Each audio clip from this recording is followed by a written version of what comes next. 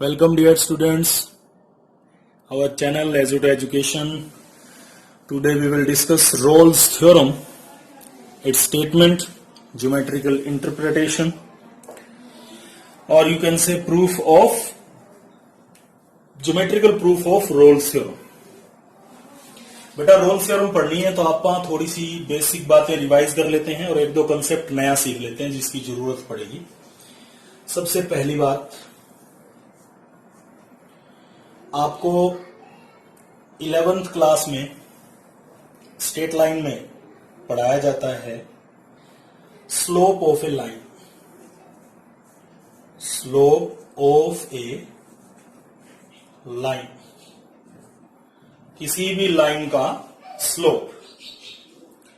जैसे आपके पास है a x plus b y plus c is equal to 0। So slope आपके पास होता है इसका कितना, negative of coefficient of x divided by coefficient of y. Coefficient of x divided by coefficient of y, slope. तो इसका slope कितना हो गया, minus a by b. Minus a by B, ठीक है। ये 11th में हम पढ़ चुके हैं। अब क्या है, आपके पास ये जो लाइन है a x plus b y plus c is equal to 0, इसका डिफरेंशिएशन कर लेते हैं बेटा। A plus b d y by d x is equal to 0। So d y by d x is equal to calculate करो तो minus a by b. Minus a by b. तो यहां से आप देख सकते हैं कि ये जो दोनों चीजें हैं एक दूसरे के बराबर हैं, ठीक है। यानी कि डिफरेंशिएशन अगर आप लाइन का करोगे तो आपके पास क्या आएगा, लाइन का स्लोप आ जाएगा। तो जो dy बाई डी एक्स है वो क्या रिप्रेजेंट कर रहा है, स्लोप ऑफ ए लाइन। फिलहाल वैसे आपको एक छोटी सी बात बताऊं, आप जो चैप्टर पढ़ेंगे आगे एप्लीकेशंस ऑफ डेरिवेटिव आएगा, उसमें हम डिस्कस करेंगे in detail dy by D x जो है वो स्लोप को रिप्रेजेंट क्यों करता है। अभी हमें जरूरत है एक जगह रोल्स थ्योरम में, इसलिए मैं सिर्फ एक कनेक्शन क्रिएट कर रहा हूं ताकि आपका दिमाग अटपटा फील ना करे, आपको ना लगे ये क्या आ गया। तो यहां से आपके दिमाग में एक छोटी सी बात बैठ जाएगी, भैया के dy बाई डी एक्स जो है वो स्लोप भी रिप्रेजेंट करता है। क्या रिप्रेजेंट करता है, स्लोप। फिर दूसरी बात, एक वर्ड है बेटा आपके पास टेंजेंट, जिसे आप बहुत भली भांति जानते हैं, टेंजेंट, ठीक है। कोई भी आपके पास कर्व है, इस कर्व पे सपोज एक पॉइंट है P and we want to draw a line T। Curve C को P पॉइंट पर टच करके एक लाइन जा रही है, इसे हम क्या बोलते हैं, टेंजेंट, ठीक है। मान लेते हैं ये जो कर्व है ना, इसकी इक्वेशन सपोज अपने पास y is equal to x square plus 2 है। कितनी है, y is equal to x square plus 2, ठीक है। मैं स्लोप ऑफ टेंजेंट चाहता हूं, स्लोप ऑफ टेंजेंट।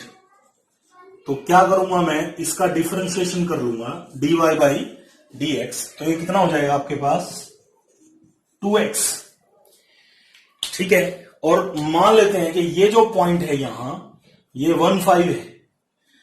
तो क्या करेंगे, अगर मुझे स्लोप ऑफ टेंजेंट चाहिए तो मैं इसमें इस पॉइंट को रख दूंगा। तो इस पॉइंट को रखूंगा तो x की जगह 1 रख लेंगे ना, तो 2 इंटू 1 कितना आ गया आपके पास, 2 आ गया। 2 इंटू 1 आपके पास कितना आ गया, 2। ये मैं ऊपर लिख देता हूं, शायद दिखाई नहीं दे रहा वीडियो में। क्या किया मैंने, पॉइंट रख लिया। अब पॉइंट में x की वैल्यू कितनी है, 1 है, और y की वैल्यू कितनी है, 5। तो x इज इक्वल टू 1 ही रखेंगे ना, इसमें है नहीं कुछ। तो ये जो 2 आ गया ना, ये स्लोप ऑफ टेंजेंट आ गया, ठीक है। ज्यादा डिस्कस करने की जरूरत नहीं है, आपको सिर्फ एक बात ध्यान रखनी है कि अब जो dy बाई डी एक्स है क्या है, dy बाय dx। ये किसे रिप्रेजेंट करेगा, स्लोप ऑफ टेंजेंट को रिप्रेजेंट करेगा। किसे रिप्रेजेंट करेगा बेटा, slope of tangent.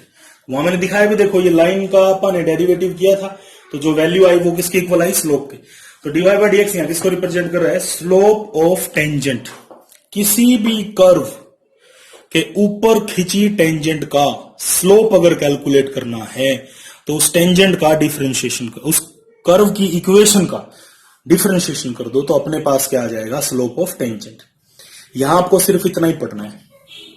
Application of derivative में हम स्लोप ऑफ टेंजेंट को बहुत अच्छे से और डिटेल से पढ़ेंगे भी। एक तो ये नई बात सीखनी थी, एक और रिवाइज करनी है, 11th की है, क्या line will be parallel to x-axis if its slope is equal to 0। याद है 11th का ये भी, कोई भी लाइन x एक्सिस के पैरेलल कब होगी, जब उसका स्लोप क्या होगा, 0। ठीक है, तो एक बात सीखो, आपकी ये टेंजेंट है, ये आपके पास हो गया x axis, y axis, origin, यहां आपके पास सपोज पॉइंट पी है और इस पे आपने टेंजेंट ले ली।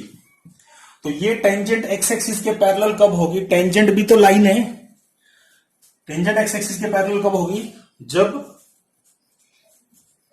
स्लोप ऑफ टेंजेंट क्या होगा, 0। और बेटा अभी मैंने बताया स्लोप ऑफ टेंजेंट बोले तो dy बाय dx कितना होगा, 0। या फिर आप dy बाय dx को क्या लिख सकते हैं, f डैश x, यानी f डैश x जो है वो कितना होगा, 0। ठीक है, तो रोल थ्योरम को अच्छे से सीखने के लिए हमें इस बेसिक की जरूरत है। ठीक है, क्या आपको बेसिकली दो चीजें सीखनी है नई। पहली बात कि भैया slope of tangent is dy by dx, derivative of curve, curve की इक्वेशन का क्या निकाल लेना है, डेरिवेटिव, उसी पॉइंट पर जिस पॉइंट पे टेंजेंट की जरूरत है।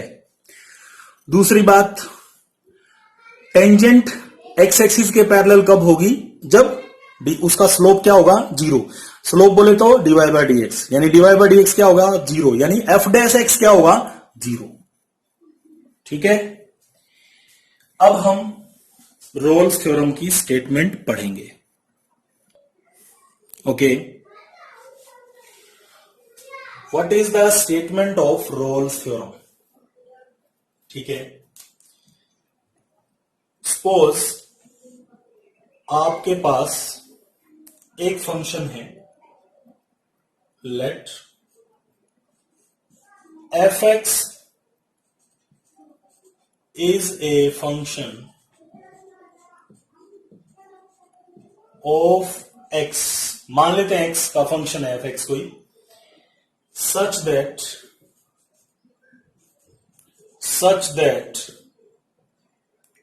it is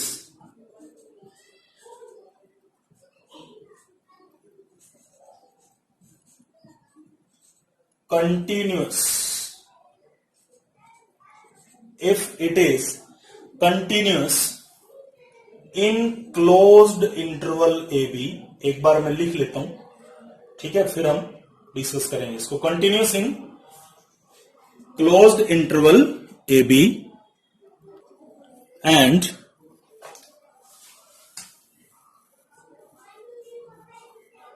derivable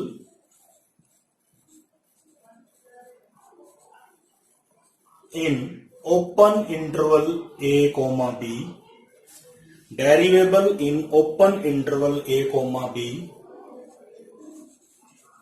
and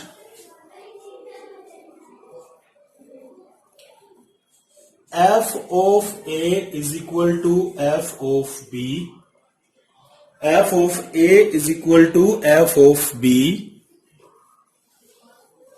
then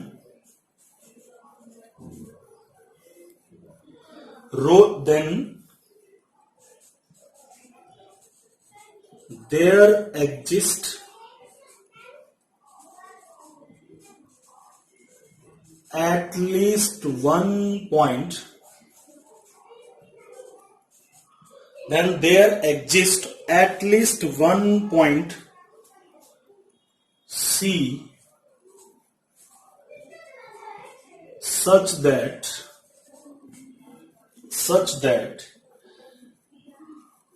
f dash c is equal to 0, f dash c is equal to 0, where c lies between a and b, where c lies between a and b. ये है statement Rolle's theorem की। अब बात आ जाती है बेटा, ये अपने को बताती क्या है? ठीक है, ये क्या है, क्यों कह रही है, क्यों कंटिन्यूअस, क्यों, ये सब चीजें आप डिस्कस करते हैं। उसने क्या कहा कि आपके पास एक फंक्शन है एफ एक्स कोई भी एक फंक्शन है, और उस फंक्शन का ग्राफ जो है वो मैं ले लेता हूं, सपोज ये वो फंक्शन का ग्राफ है, क्योंकि फंक्शन होगा उसका ग्राफिकल रिप्रेजेंटेशन तो हम कर ही पाएंगे। अगर आपके पास एक फंक्शन है, मैं ये ले लिया x axis, y axis and origin, graph अपन ड्रॉ कर लिया इस फंक्शन का। अब वो कह रहा है कि अगर ये फंक्शन आपका closed interval a to b, तो एक्स की वैल्यू सपोज यहां कहीं ए है, और मान लेते हैं एक्स की वैल्यू यहां बी है। Closed interval a to b कहने का क्या मतलब है कि ए इंक्लूड करना है और बी को भी इंक्लूड करना है, और ए और बी के बीच में जितनी वैल्यू है वो सारी इंक्लूड हैं। यानी कि आपके फंक्शन का पॉइंट ए से बी तक का टुकड़ा, पॉइंट ए से बी तक, अब पॉइंट ए से बी तक टुकड़ा ग्राफ का कितना है? ये जो टुकड़ा है आपके फंक्शन का ए से बी के बीच का, आप सिर्फ इसकी बात कर रहे हैं। अगर ये टुकड़ा कंटिन्यूअस है, मान लेते हैं, एक बार रुक जाओ, इस पॉइंट को आप रख लेते हैं पी पॉइंट, तो यहां इसकी वैल्यू कितनी है बेटा? ए। कितनी है? ए। और y की वैल्यू एफ ऑफ ए,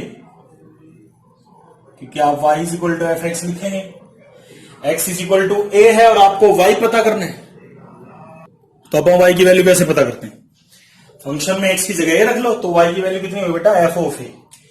इस पॉइंट को मान लेते हैं कि ये जो पॉइंट है ये Q है, यहां पर x कितना है? b, और ये आपका क्या हो गया बेटा? F of b। कितना हो गया? F of b। तो y is equal to f x पूरे फंक्शन की बात नहीं कर रहा है, कितने की बात कर रहा है? सिर्फ ए से बी के बीच में फंक्शन का जितना टुकड़ा पड़ता है आपके सामने दिख रहा होगा, इस टुकड़े को यूं कह रहा है कि अगर ये टुकड़ा कंटिन्यूअस है, पॉइंट ए से लेकर पॉइंट बी तक कंटिन्यूअस है, कंटिन्यूअस का आप मतलब जानते हैं, ठीक है क्या? कि कोई भी किसी भी तरह का ब्रेक नहीं है, गैप नहीं है, खाली जगह नहीं है। आपने ए से पेंसिल रखी और आप चलते रहे बी तक, आप बिना रुके, बिना किसी टुकड़े के, बिना किसी ब्रेक के चलेंगे, तो कंटिन्यूअस अगर है। वो कह रहा है कि रोल थ्योरम की कंडीशन क्या है अगर कंटिन्यूअस है तो? दूसरा, डेरिवेबल है। क्या है बेटा? डेरिवेबल। अब डेरिवेबल का ज्योमेट्रिकल मीनिंग क्या है? आपकी कोई भी कर्व है, इस कर्व के ऊपर, ठीक है, कोई भी छोटी कर्व ले लेता हूं मैं ऐसे एग्जांपल के तौर पे, इस कर्व के ऊपर अगर आप अलग अलग पॉइंट्स पर, जितने भी पॉइंट इसके ऊपर हैं, अलग अलग पॉइंट्स पर अगर आप यूनिक टेंजेंट ड्रॉ कर सकते हैं, क्या ड्रॉ कर सकते हैं? यूनिक टेंजेंट, तो वो डेरिवेबल है। ठीक है, यानी आपकी कर्व है कोई भी, उस कर्व के ऊपर जितने भी पॉइंट हैं सभी पॉइंट्स पर अगर यूनिक और अलग अलग टेंजेंट ड्रॉ हो सकती है तो वो डेरिवेबल कर्व है। तो इसकी दूसरी कंडीशन क्या है कि तुमने जो टुकड़ा लिया है ना ए से बी तक का, उसके बीच में फंक्शन जो ग्राफ है वो क्या होना चाहिए, डेरिवेबल भी होना चाहिए। फिर दूसरी बात कि एफ ऑफ ए और एफ ऑफ बी अगर बराबर है, फिर तीसरी कंडीशन थी f of a is equal to f of b, f of a is equal to f of b. तो मैं एक बात बता, एफ ऑफ ए और एफ ऑफ बी दोनों का क्या होना चाहिए, बराबर होना चाहिए। तो कहता है कि अगर ये तीनों कंडीशन सेटिस्फाई हो जाती हैं, अगर ये तीनों कंडीशन सेटिस्फाई करता है कोई फंक्शन, तब ए से बी के बीच का जितना टुकड़ा है उस टुकड़े पर कम से कम एक पॉइंट तो पक्का ऐसा मिलेगा, एक पॉइंट तो पक्का ऐसा मिलेगा जिस पॉइंट पर आप अगर टेंजेंट ड्रॉ करोगे, जिस पॉइंट पर अगर आप टेंजेंट ड्रॉ करोगे तो वो एक्स एक्सिस के पैरेलल होगी। ये कहां से आई, ये देखो एफ डैश सी जीरो कह रहे हैं ना। अभी मैंने क्या बताया था थोड़ी देर पहले कि एफ डैश एक्स किसे रिप्रेजेंट करता है, स्लोप, और वो क्या हो तो जीरो। इसका मतलब टेंजेंट किसके पैरेलल हो, एक्स एक्सिस के। एफ डैश सी का मतलब क्या है कि एक्स की जगह क्या रख लिया, सी, तो ये एफ डैश सी जीरो हो गया। यानी एफ डैश एक्स जीरो किस पॉइंट पर है, सी पर। और जीरो क्यों होता है, जब स्लोप क्या हो, जीरो, यानी टेंजेंट किसके पैरेलल हो, एक्स एक्सिस पर। यानी इस कर्व में ए से बी तक बीच में कहीं ना कहीं एक पॉइंट पक्का मिलेगा, सी, जिस पर तुम टेंजेंट ड्रॉ करोगे तो वो टेंजेंट आपकी किसके पैरेलल होगी, एक्स एक्सिस के पैरेलल होगी।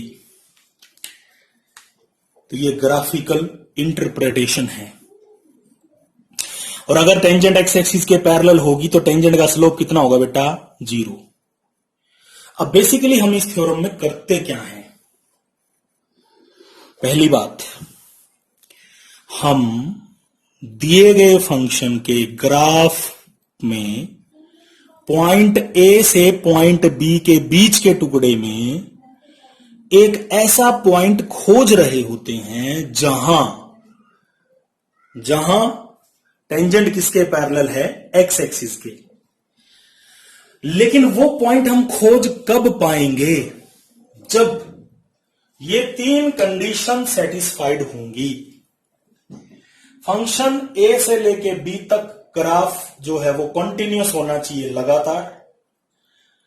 ए से बी यानी ए भी नहीं लेना है ना ही बी लेना है, ओपन इंटरवल हो गया ना। तो ए के बी के बीच में, ए और बी के बीच में जितना भी ग्राफ है वो डेरिवेबल होना चाहिए। तीसरी, एफ ऑफ ए और एफ ऑफ बी बराबर होने चाहिए। अगर ये तीन कंडीशन सेटिस्फाई हो जाती है तब आपका पॉइंट ए से पॉइंट बी के बीच में पक्का एक पॉइंट ऐसा है, सी, कम से कम एक पॉइंट ऐसा है, सी, जिस पर टेंजेंट जो है वो किसके पैरेलल है, एक्स एक्सिस के पैरेलल है। एक से ज्यादा भी हो सकते हैं, एक से ज्यादा भी हो सकते हैं, कोई जरूरी नहीं है एक ही होगा, ठीक है। जैसे अगर मैं इसका थोड़ा सा डिजाइन बदल दूं, कोई जरूरी नहीं है एक ही पॉइंट होगा, उसने बोला ना एटलीस्ट वन पॉइंट सी, तो एक से ज्यादा की पॉसिबिलिटी भी है, ठीक है। मान लीजिए ऐसा करके कोई ग्राफ आपका है और यहां suppose x is equal to a है और यहां सपोज आपका x is equal to b है, तो एक से ज्यादा पॉइंट भी हो सकते हैं जहां आप टेंजेंट खींचें और वो टेंजेंट आपकी किसके पैरेलल हो, एक्स एक्सिस के। लेकिन ऐसा होना तभी संभव है जब तीन कंडीशंस में से तीनों की तीनों कंडीशन सेटिस्फाई हो। एक भी सेटिस्फाई नहीं होती है तो रोल थ्योरम एप्लीकेबल नहीं है। ये एक टेस्ट है, ठीक है। इस टेस्ट में सारे पॉजिटिव आने चाहिए। जैसे अब कोरोना का टेस्ट चल रहा है ना, उसमें लक्षण देखते हैं ना, सिम्टम्स देखते हैं कि फलाना इसको जुकाम है, खांसी है, गला खराब है, सांस लेने में प्रॉब्लम हो रही है, ऐसी बातें जब चेक को सिम्टम्स जब आते हैं तभी फिर उसका टेस्ट होता है फाइनल जाके, तब जाके कंफर्म होता है ना कि वो कोरोना पॉजिटिव है। सेम यहां पर रोल्स थ्योरम के लिए पॉजिटिव कब होगा फंक्शन, यानी आप यूं कर रहे हो कि कोरोना का टेस्ट ही कर रहे हो एक तरह से फंक्शन के ऊपर। क्या सबसे पहले फंक्शन में कैसे लक्षण होने चाहिए, फंक्शन कंटिन्यूस होना चाहिए ए से बी तक, दूसरा लक्षण डेरिवेबल होना चाहिए, तीसरा एफओ फिर एफओ बी अगर बराबर मिल गया पक्का कोरोना है, यानी रोल थ्योरम है, एग्जिस्ट करेगी, यानी सी पॉइंट पक्का, सी फॉर कोरोना, सी पॉइंट आपका पक्का 100% ऐसा है जहां आप टेंजेंट लेंगे तो किसके पैरेलल मिलेगी, एक्स एक्सिस के पैरेलल मिलेगी, एफ डैश सी 0, और वो सी पॉइंट ए और बी के बीच में ही आएगा। कई बार सॉल्यूशन जब करेंगे ना, सवाल करेंगे हम, एफ डैश सी निकालते हैं, सी की वैल्यू 2-3 आ जाती है, एक आध वैल्यू ऐसी होती है जो ए और बी के बीच में नहीं है तो छोड़ देंगे उसको, राइट। तो ये है Rolle's theorem, geometrical interpretation. Questions में मैं आपको एक बात और बताऊंगा कि डेरिवेबिलिटी चेक कैसे करते हैं, ठीक है, किसी भी फंक्शन की डेरिवेबिलिटी, क्योंकि जो अपना मेथड अपन ने डिफरेंशिएशन में सीखा है, कंटिन्यूटी डेरिवेबिलिटी में जो मेथड सीखा है कि फंक्शन डेरिवेबल है या नहीं है, उस मेथड से काम चलने वाला नहीं है, ठीक है। तो वो अपन एक्सरसाइज में बात करेंगे। तो हमने आज डिस्कस किया रोल्स थ्योरम की स्टेटमेंट, ज्योमेट्रिकल इंटरप्रिटेशन, राइट। तो एक बात फिर कह रहा हूं मैं, तीनों कंडीशन, मान लो आपका कोई फंक्शन दे रखा है, चेक कर रहे हैं कंटिन्यूअस आ गया, चलो ठीक है भैया, डेरिवेबल नहीं आया तो रोल थ्योरम एप्लीकेबल नहीं है, वहीं लिख देना है, कुछ नहीं करना। पहला स्टेप क्लियर, दूसरा स्टेप क्लियर, तीसरा स्टेप क्लियर, क्या एफ ऑफ ए और एफ ऑफ बी बराबर नहीं है तो आप क्या बोल रहे हैं, इसको कोरोना नहीं है भाई, सी पॉइंट नहीं आएगा, सी फॉर कोरोना, ओके। ये आपकी है रोल्स थ्योरम, ये एक प्रकार का टेस्ट है, ओके। Thank you.